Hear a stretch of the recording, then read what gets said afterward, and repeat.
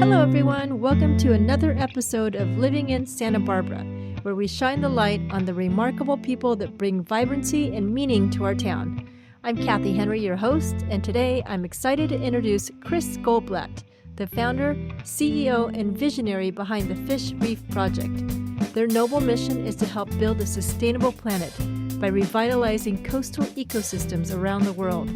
I had the pleasure of meeting Chris through our mutual friend, Lonnie Nelson, who collaborates with him on this important quest. Hi, Chris. Hi, Kathy. Thank you. Wonderful to be here. So tell us a little bit about Fish Reef Project and how you got started. Well, I mean, it depends where you draw the line. I suppose you could say it started when I was 8 years old in Malibu, growing up in Paradise Cove, fishing and diving for my dinner, running around chasing lobsters, and then eventually learning how to scuba dive when I was 12 and swimming over the seafloor for miles on end until I found structure on the seafloor, like, different artificial reef structures. And so from 12, 13, 14, 15, 16 years old, I was swimming around off of Los Angeles looking for man-made reef structures and seeing how much life was on it. And then all these years later in 2010, a light bulb went off and I realized that mankind really needs to begin to make more reef structure, to make more life in the ocean if we're going to keep up with the impacts of humanity, right? So the pressures that we put on the ocean, both good and bad. And what's fascinating about creating what we call biogenic reefs, which is what we do. Some people call them artificial reefs, but we like to call them biogenic reefs, is that you can actually create an underwater oasis of life. You can actually create almost something from nothing using nature's own mechanisms. That's really the most exciting thing. So what were you doing? When did you start this? Well, started the Fish Reef Project. The IRS gave us our designation in 2013 as a not-for-profit. The original idea was germinated in 2010. So I guess you could say 14 years, really, we've been working on it. And what were you doing before that? I have a history of working with the ocean and what is now called the blue economy. So I was a sport fishing vessel captain and deckhand in San Diego and Malibu and Fort Bragg. And then I was a small scale commercial fisherman. I started what is called the black cod fishery, which is one of the primary fisheries here in Santa Barbara that sustains a lot of our harbor. And then when I graduated from Cal Polytechnic Humboldt in 1998 with a degree in fisheries and business, I launched what is now called the sustainable seafood movement. We had one of the first 50 companies on the internet, and we would drop ship out of other people's inventories seafood. And then that became the sustainable seafood movement, which is, flowered all over the planet, where you have actual protocols for sustainability. So I became an international seafood trader for about 15 years, where I was doing things like fresh tuna that were imported from all over the world, supplied Trader Joe's and Costco and folks like that, and regular restaurants for years. And then ultimately went into the nonprofit world with the Fish Reef Project, which is where I am today. And I can get into more of the genesis of that if you'd like to hear. Yeah. What made you make the switch? What was the inspiration? In 2003, myself and 4 friends were headed out to San Clemente Island out of San Diego on a private sport fishing yacht. And it was the middle of the night, and we got run over by a 300-foot petroleum barge. The vessel I was on got obliterated. You're kidding. Wow, that's scary. Well, it was the most terrifying thing I can personally think of. And so we sank at sea, and I gave the order to abandon ship, and I'm just floating around out there in the middle of the night, profusely bleeding from all over my body in my boxer shorts.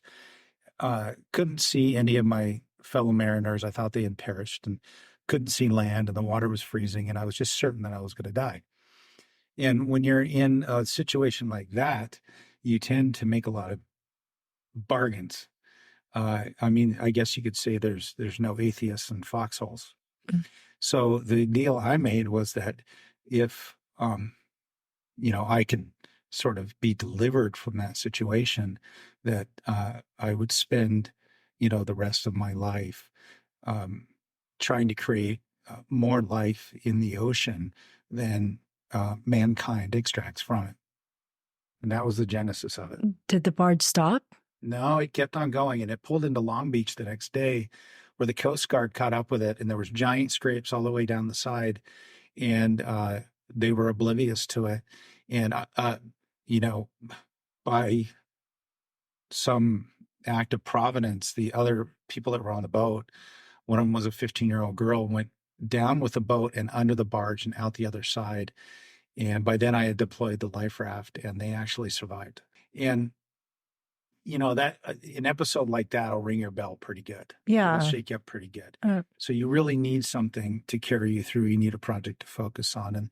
And it took many years ultimately to circle back to it, because I had a lot of things to do in life. But when the window opened up in 2010, I decided to focus on it because I just know it's the right thing to do for the ocean. So how do you go about starting something like that? It's a big... Yeah, just a leap of faith. I mean, you have to have almost an irrational belief in yourself and the people around you. There was a 100% learning curve. So there was a zero knowledge base, meaning you roll out of bed one day and say, I'd like to populate the empty, muddy, sandy places of Southern California with thriving reef systems. I thought it would take a year or so. I thought because we're in a wealthy community, because we are dramatically enhancing the oceans and increasing the abundance in the ocean, I thought that we would realize and garner donations early on that would support it. That didn't really happen. Were you living in Santa Barbara at the time? Yeah, I was living over on, we call it Baja Hope Ranch or Upper Mesa.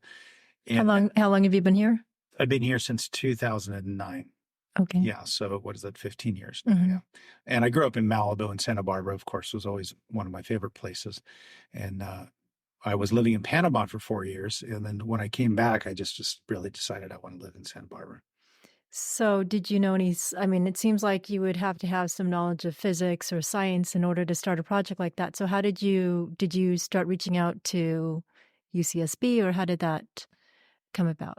Well, we started with a foundation in Florida called the Reef Ball Foundation, and they have a very nice product called a reef ball, which is a dome-shaped object. So we started with them, and I'm grateful for the information and knowledge that they supplied, and that was about the first 5 or 6 years of our existence, was looking for ways to make and deploy this Florida technology.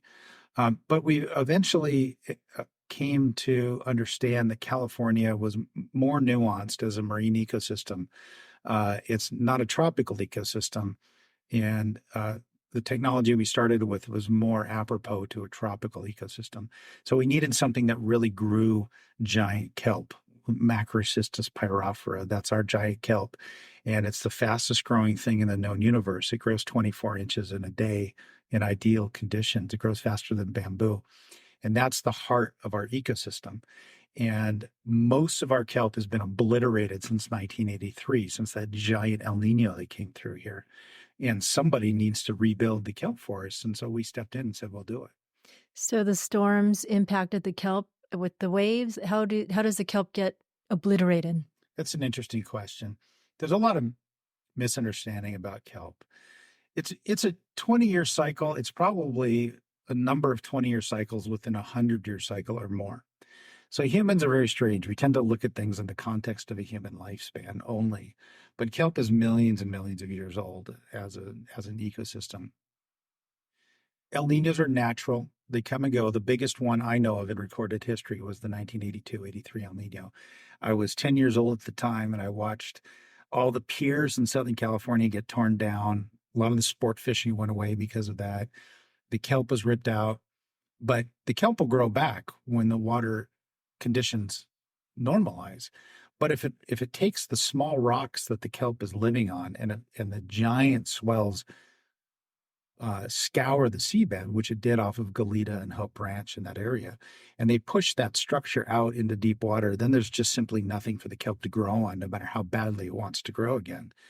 And about every 200 years, we get giant storms like we did in 2016, 2017. And now? Where the boulders came off the mountains and unfortunately cost lives and real estate in Montecito. It was very sad. I think we lost 23 souls. Yeah. But those rocks, their destiny was the ocean. Every 200 years, nature provides a recharging of the reef system through those rocks on the hills. And it doesn't happen now because when the rocks fall down the hills, humans are in the way. We have houses and hedges and roads and things and train tracks, and the county takes those rocks and does something else with them. They don't end up in the ocean as reef material, which is what the ocean needs in most cases in this area, because most of the seafloor is just mud on shale in this area. That's why we have oil out here, it's because there's shale underneath there. Mm-hmm.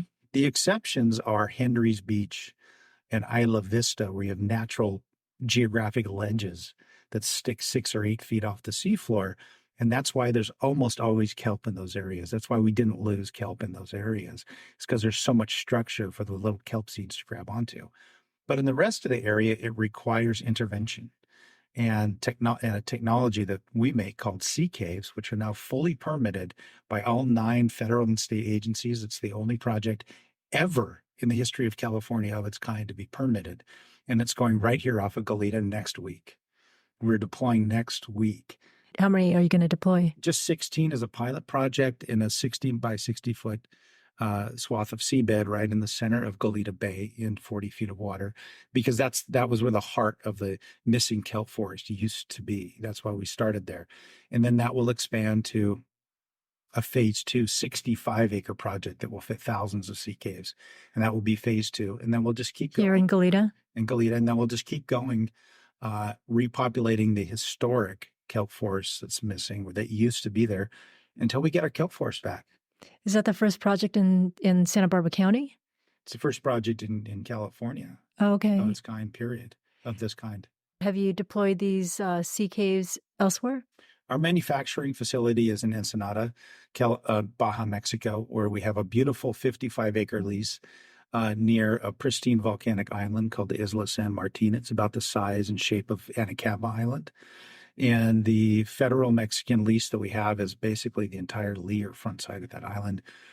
We have deployed until now about 500 sea caves, and there's beautiful kelp all over it, all the way to the surface in less than a year.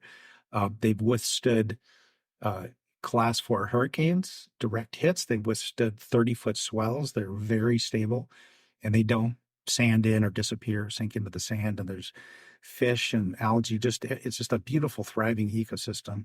In South Carolina, the state has deployed them inside the marine protected areas. And the videos that we have are on the website at fishreef.org, and you can see all the different tropical fish just thriving on the South Carolina sea caves. So what kind of fish or marine life exists in the kelp forest? What are you trying to attract?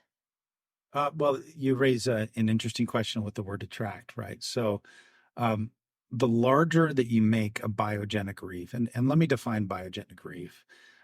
We don't like to use the term artificial reef because that conjures up like sunken ships and big things. Then those are attraction devices, okay, which are fine, but they're attraction devices. They attract life. A biogenic reef has to be of size and scope, so large enough to where it emulates nature. So you swim over it in a few years and it looks like something that nature put there. And then if it's large enough, it will create a dividend of marine life and export that into the adjacent natural reefs, so to help rebuild the natural reefs, and also provide a refuge for little animals leaving the marine protected areas so they don't get gobbled up when they leave. And so a fully functioning kelp ecosystem, first and foremost, is a place for large macrocystis giant kelp to grow and thrive. That's the primary goal. And then you have smaller marine algae. There's different names for it. It's called like laminaria, the little things. I suppose you could go into Whole Foods and look for sea vegetables and get an idea of it. It would say words like kombu and wakame are the Japanese words for these, but we would call them laminaria. It's like sea moss? I mean, the stuff you get in the little pills? Sea lettuce. Lettuce is one of them. Looks like lettuce. There's dulse, the red one, that'll grow on there. And that creates a beautiful blend of what they call the algal community. And with that, you can help to rebuild our abalone populations, which are now recovering. And on the coast, they're slow to recover. But there is a wild abalone population on the coast that can put out seeds and land on ours, and we can get our abalone back. It's very, very good for the lobster population because when the lobsters shed their skin every year and lay eggs, they're soft and vulnerable for a couple of weeks. They're really tender and they need a place to hide so fish don't eat them. So you can get more lobsters and then all the other fish that will thrive on it, like sheephead, calico bass, sand bass, and then larger game fish like white sea bass will thrive there, yellowtail, giant sea bass or giant black sea bass, which are the biggest sea bass in the world. They get 600 or 700 pounds. They live in the kelp forest? They live and thrive in the kelp forest, absolutely. And there's a sea defense component too. So in Goleta Bay, we keep losing the sand. And that's because when the kelp is gone, there's nothing to slow down the longshore current and it takes the sand away. So there's some evidence that shows if you rebuild the kelp forest, then you can widen your beaches in the Santa Barbara Goleta area and you can actually help defend against sea level rise. You can protect coastal real estate using natural restoration methods instead of hard methods like using a quarry rock or jetties or really invasive methods like that. You're using a natural method to do it. Mm-hmm.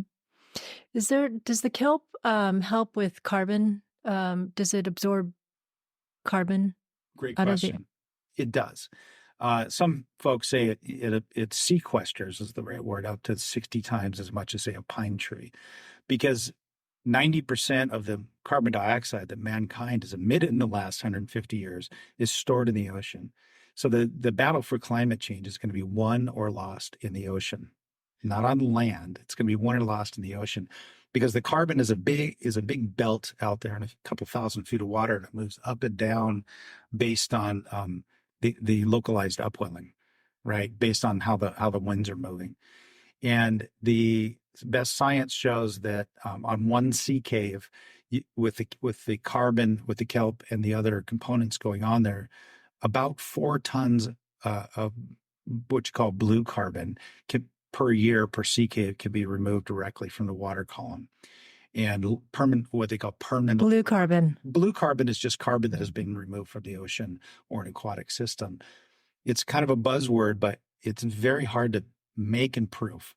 So the other forms of blue carbon are like mangroves and seagrass. And society is struggling with kind of quantifying that. Our science is quite good in quantifying the benefit of the sea cave for carbons, for sure. So it's a very good tool in the battle for climate change. Sounds like you might have a lot of scientists on your team. So who do you have on your team? How many people and what are their roles? Well, I mean, locally here we have about 12. I'm very proud of the fact that our core team and our board of directors are the same folks that started with us 14 years ago. So that, it's folks like Tony Huerta and Lonnie Nelson and Andy Taylor and Amy Stevens and myself and others. And our lead scientist, Dr. Ryan Jenkinson, who taught up at Cal Poly Humboldt. We went to school together 25 years ago. He's a professor at UCSD. He leads National Geographic Pristine Seas and a number of other things. And then he works with folks directly at UCSB to do a lot of this science. Yeah. So are you guys monitoring and I guess, how are you guys going to measure the impact of the sea caves that you're going to be deploying? Is there a methodology that you have to see how it's impacting? I mean, aside from visually seeing what's going on, do you guys have some sort of methodology on like the kind of impact it's having on the ocean? Sure. I mean, the state, as part of the permitting, required that we survey not only the area where we're deploying, but create 2 control sites. So another local site that's just sand, so a replicate of what we have, and then another control site off of Mesa Lane that's rocky reef structure. So there is something to compare it to. That's the proper way to do it, even if you make a big giant reef. And a lot of the science that we do is based on another reef called the Wheeler North Reef, which was done off of San Onofre over the past 30 years, paid for by Southern California Edison. Oh, I didn't know there was one out there. Yeah, it was made out of quarry rock, not sea caves. It took 3 decades. UCSB did some wonderful science on it. Dan Reed and Steve Schroeder were the folks in charge of that. And so we're trying to emulate that high level science that they did on that reef and use that science. And then the state Department of Fish and Wildlife requires that we monitor even our little tiny pilot project 4 times a year. So once in every season for at least 5 years And then if the reef is removed or changes a number of years after that. And then, there are hard metrics and then there are relative metrics. So the hard metrics are, how much actual kelp did you get over the course of a year? How many individual calico bass, what they call a standing stock of fish, right? And then there are certain kind of qualitative things, such as is the beach wider? Are there local commercial and sport fishermen and tour operators that utilize it and report a benefit uh, to their business or their quality of life? Are there subsistence harvesters? So there's a lot of sort of at-needs folks that use the Goleta Pier and the Goleta Park that don't really have access to a lot of fish and quality seafood in the marketplace because it's just too darn expensive. So how does it affect, the at-needs community? Does it benefit them directly in terms of increasing their access to ocean nutrition? So that we measure all of that. So there's a lot of data that you guys are monitoring, it sounds like. Yeah, and data's fun because it tells the story, but we also like to take really compelling videos over time because the picture's worth 1,000 words, and those are all up on our website. The videos will always be posted on our LinkedIn page, and then on the science. If you want to see the hard, gory details of the science, that's also posted on the science portion of the webpage. I was just thinking, does kelp help clean the water? Because there's a lot of pollutants that are going into the water, especially after all these storms. Right. So there's two forms of clean, right? So there's turbidity, which is particulate matter, which is where most of the gunk is, because most of the bacteria will cling onto some particle. And when you drive up on a kelp forest, you can tell that the water always appears to be just a little bit cleaner than outside of it, say 20% cleaner, because basically it's just kind of grabbing the particulate matter on the kelp fronds. The filter feeders do tend to, like scallops, things like that, do tend to actually physically filter the water. So there's a slight dividend there. But I'd say the biggest benefit is ocean acidification, which is when that carbon moves up into the shallow waters and lowers the pH. And so you get a more acidic ocean. And what that can do is that can degrade the shells of all of the baby calcium-based life forms like oysters and scallops and abalone crabs and lobsters and crabs. Anything with a hard shell has a hard time forming. Scripps Institute of Oceanography has a very good packet of science on that subject, and it says very clearly that within a healthy giant kelp forest, it has a buffering effect on ocean acidification. So you get a twofer there. You get to buffer the ocean acidification, creating kind of a haven. So let's say that things get out of control and things are just horribly acidic in 20 years. Creating kelp forest creates a series of havens where these calcium-based life forms can still live and create a genetic repository.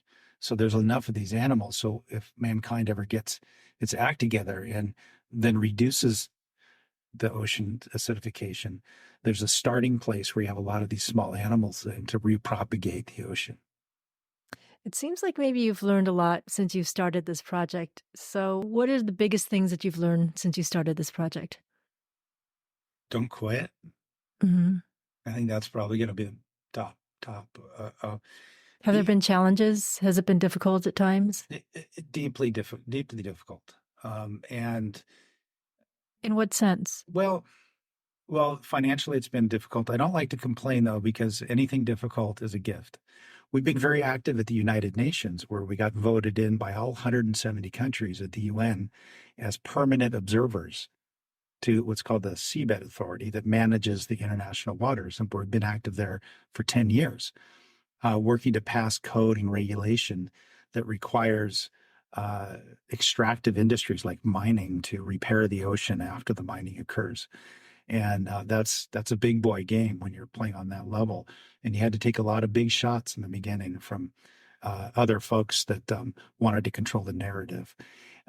So learning that any kind of adversary, any kind of opposition, any kind of political difficulty is always your friend in the end, always.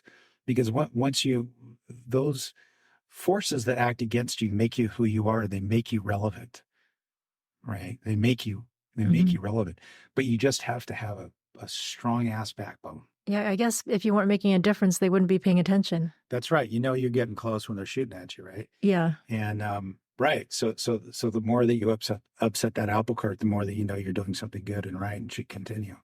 Sounds like your team has to grow in order to meet all these needs then. Is that correct? There's a couple ways to answer that question. I like to keep things as simple as possible.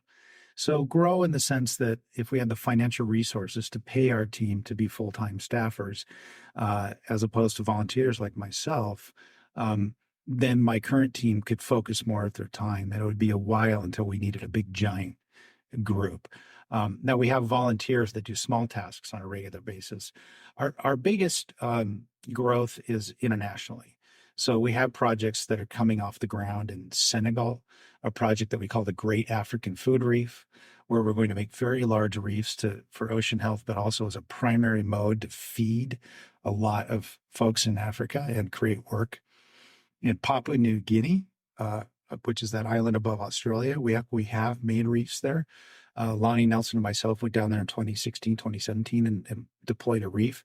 And now that's going to expand. There's a very nice video on the website of that. That's a tropical reef. I've just come back from Bangladesh, where we're going to make a reef.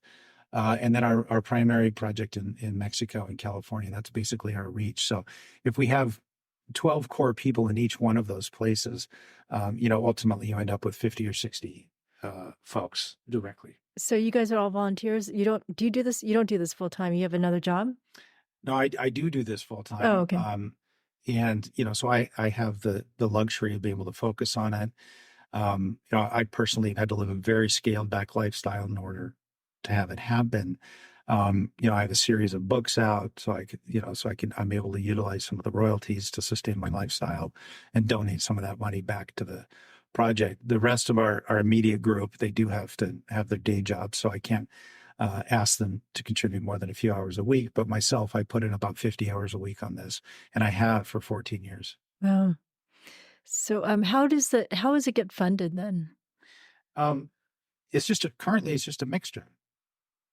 Usually, there are your basic grants where, folks like the Santa Barbara Foundation have been very generous.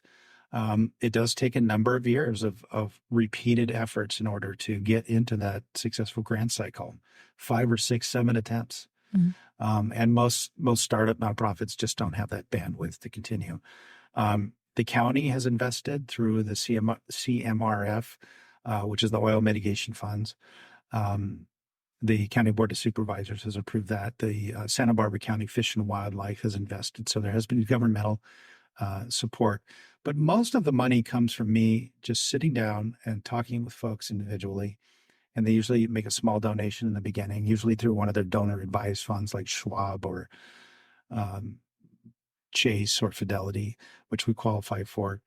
And then after they see that it's serious, then they'll start to donate more.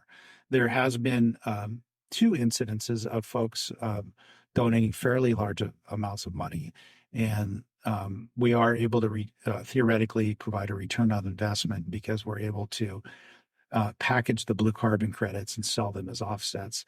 And that's going to be one of the primary vehicles for funding this, because the Goleta full-size reef is going to be a $25 million project, which sounds like a lot, but there are a lot of houses in Montecito that sell for more than that. So with the cost of one house, you can have a portion of your entire historic kelp forest back and create a legacy that lasts for 500 years. You mean the cost of one house in Santa Barbara? Yeah. Or a cost of a house somewhere else?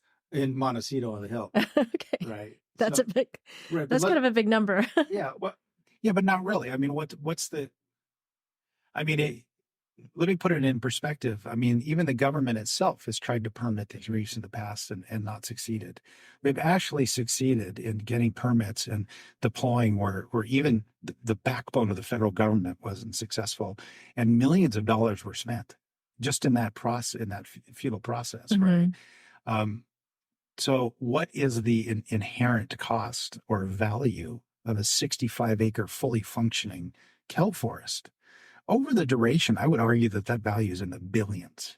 in the billions of dollars, the actual ecosystem services, as they call it. So an investment of $25 million that actually can be repaid through the carbon, it is fairly nominal, really. Well, it would also potentially create a new industry that didn't exist before. It would put California back in a position of leadership for carbon offsetting and sequestration, which is a role that it claims to be in, but it doesn't really have vehicles for it. The Kelp and Eelgrass Restoration Act, the Assembly Bill, I think it was 143, or something like that number, was just passed this year, that requires all of the agencies to participate and the public to participate in rebuilding our kelp forests.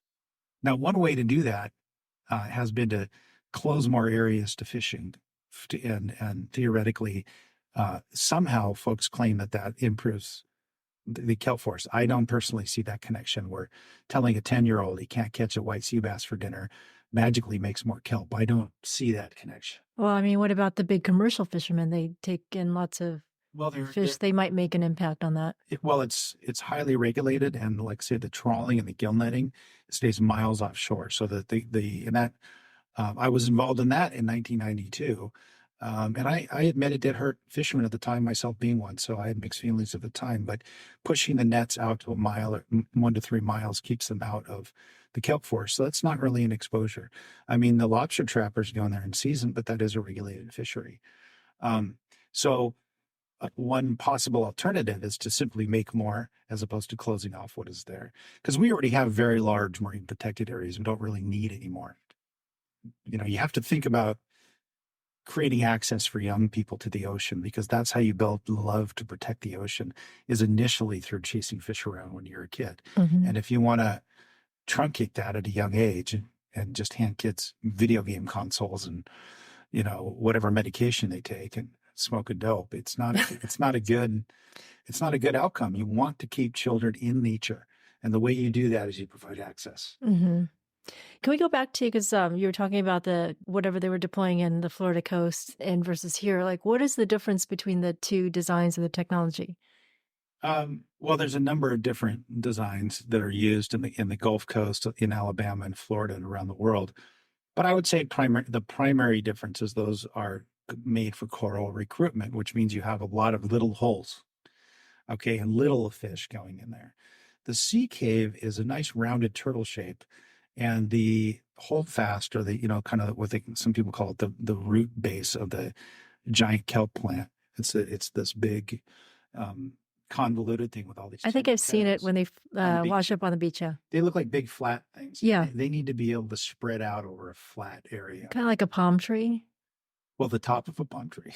Oh, upside down. They have a palm tree upside down, and so if you have a lot of vertical surfaces, it doesn't lend itself to that. You need kind of a flat, rounded thing. Mm-hmm. And it's more tailored to the kelp.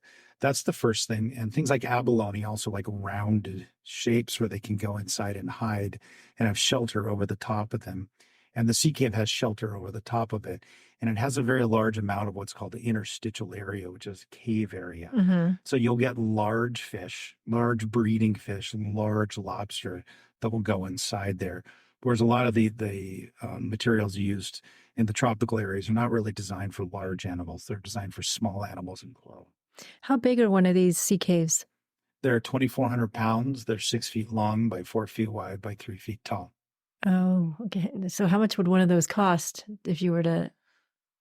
Cost is a relative number. So we just kind of look at overall project costs. So what does it cost to permit, build, deploy, monitor, do all the public outreach? That's why I put something like 65 acres in the $20 to $25 million bracket. Got it. So if you had a wish, your number one wish, what would you like for the Fish Reef Project? What would make the biggest impact? I would like us land-based humans to open our eyes and accept that without a healthy ocean, our own time on this earth is limited and compromised. So, but specifically, like to help you and your goals for doing that, what would make the biggest impact? Well, obviously, significant donations, right? So We've expended about $1.5 million over 14 years. Half of that has been cash out of my own pocket.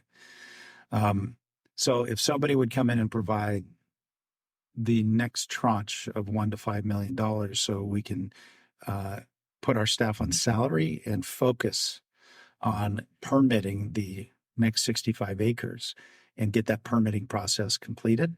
And then with that money, also begin to build the facility to be able to execute on the 65 acres. So it would be a large tax deductible donation or an impact investment. We can talk about either one. That would be the next step. And we are talking to 20 or 30 folks at this time about that, but nobody's quite taken that step. Now, in terms of a family legacy, if the donation was large enough, we would consider naming the reef after them. If their name was Jones, it would be Jones Fish Reef, and there would be signs at the park and on the pier explaining who Mr. and Mrs. Jones were and what their contribution was. It would be on nautical charts and maps and on Google Earth and all of that. So how does somebody find out more about Fish Reef Project and look at donating to Fish Reef Project? Well, you go to fishreef.org, FISHREEF.org. You can go to the donate button and you could donate up to $60,000 right there on the website.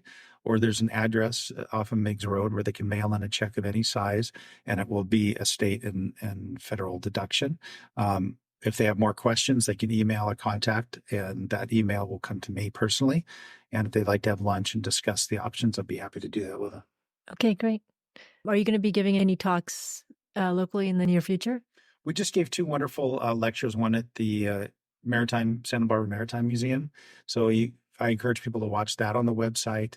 We just talked at the Channel Islands Maritime Museum, and then I do a lot of podcasts like this when I'm not out on the water making reefs. So, and we talked to the Union School. So a lot of these options come up, and I say yes as long as there's time. I love engaging with the public, and so does the folks that work with me. Okay.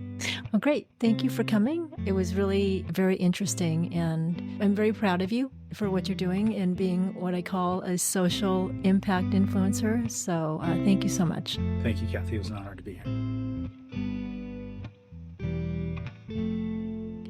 Thank you once again for listening. Since the recording of this episode, Chris and his team have successfully deployed the sea caves at Goleta Beach. You can learn more about it at fishreef.org. And if you enjoyed the episode, please help us by rating it with 5 stars. You can follow me or reach me on Instagram at Living in Santa Barbara. And stay tuned for the next episode where I will connect you once again with the incredible people that make Santa Barbara a wonderful community.